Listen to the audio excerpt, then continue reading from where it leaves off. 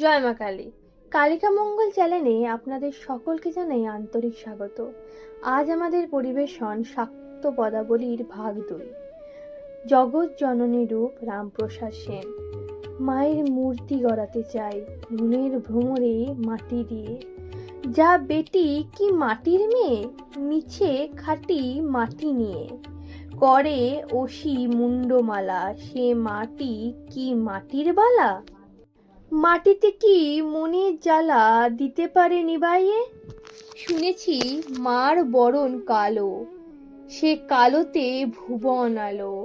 মায়ের মতো হয় কি কালো, মাটির রং মাখিয়ে। মায়ের মত হয় কি কালো, মাটিতে রং মাখিয়ে। মায়ের কাছে 3টি নয়ন, চন্দ্র সূর্য আর হুতাশন।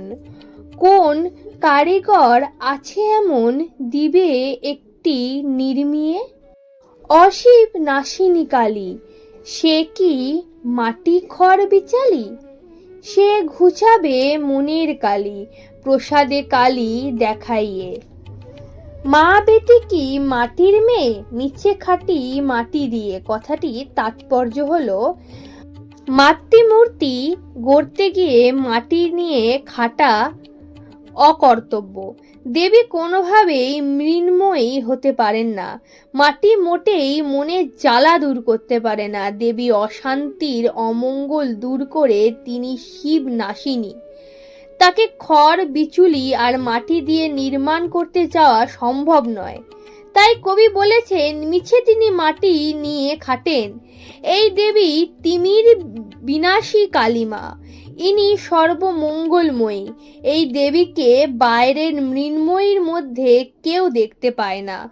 তাই দেবী মাটির মেয়ে নয় এবং মিছে মাটি নিয়ে খাটার প্রয়োজন নেই। মা কি কেমন? রামপ্রসাদ সেন। কালী হলি মা রাসবিহারী, নটবর বেশে বৃন্দাবনে। পৃথক প্রণব নানা লীলা, তব কে বুঝে এ কথা বিষম ভারী। নিজ তনু ধারা গুণবতী রাধা, আপনি পুরুষ আপনি নারী। ছিল বিবসন কোটি, এবে পীত ঝটি। এলো চুল চূড়া বংশীধারী, আগেতে কুটিল নয়ন অপারঙ্গে মোহিত করেছে ত্রিপুরারি। এবে নিজে কাল তনুরেখা ভাল, ভুলাইলে নগরী নয়ন ঠারি। ছিল ঘন ঘন ঘাস ত্রিভুবন ত্রাস, এবে মৃদহাস ভুলে ব্রজ কুমারী। আগে সুনীত সাগরে নেচেছিলে শ্যামা, এবে প্রিয়ে তব যমুনা বাড়ি। প্রসাদ হাসিছে সরসে ভাসিছে, বুঝেছি জননী মনে বিচারি। মহাকাল কানু শ্যামা শ্যাম তনু, একই সকল বুঝিতে নারী।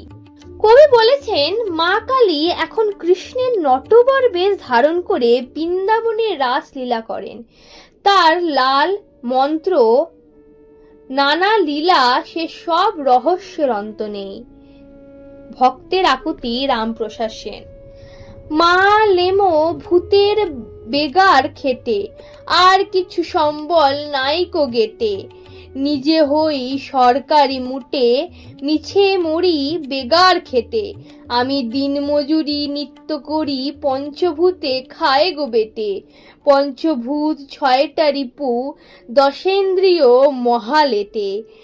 তারা তারা কারো কথা কেউ শুনে না, দিন তো আমার গেল গেটে। যেমন অন্ধজনে হারা দণ্ড পুণ্য, পেলে ধরে এটে। আমি তেমনি মতো ধরতে চাই মা, কর্মদোষ যায় গো ছুটে। প্রসাদ বলে ব্রহ্মময়ী, কর্মডুরি দে না কেটে। প্রাণ যাওয়ার বেলা এই করমা, যেন ব্রহ্মরন্ধ্র যায় গো ফেটে। বাংলা সাহিত্যে শাক্ত পদাবলীর একটি অন্যতম পর্যায়। তাই এই শাক্ত পদাবলীতে মা কালিকা স্বরাভয় দাত্রী। এখানে পদকর্তা তার সঙ্গে মা ছেলে সহ সম্বন্ধ স্থাপন করেছেন। শাক্ত পদাবলীর দুটি পর্যায়, একটি আগমনী বিজয় এবং একটি ভক্তের আকুতি। এই ভক্তের আকুতি পর্যায়ে সর্বশ্রেষ্ঠ কবি হলেন রামপ্রসাদ। তার বেশ কিছু পদে স্থাপিত হয়েছে ধর্মীয় উদারতা। এই সহজ সরল ভক্তিভাব এর গভীরতা ফুটে উঠেছে আলোচ্য পদটিতে।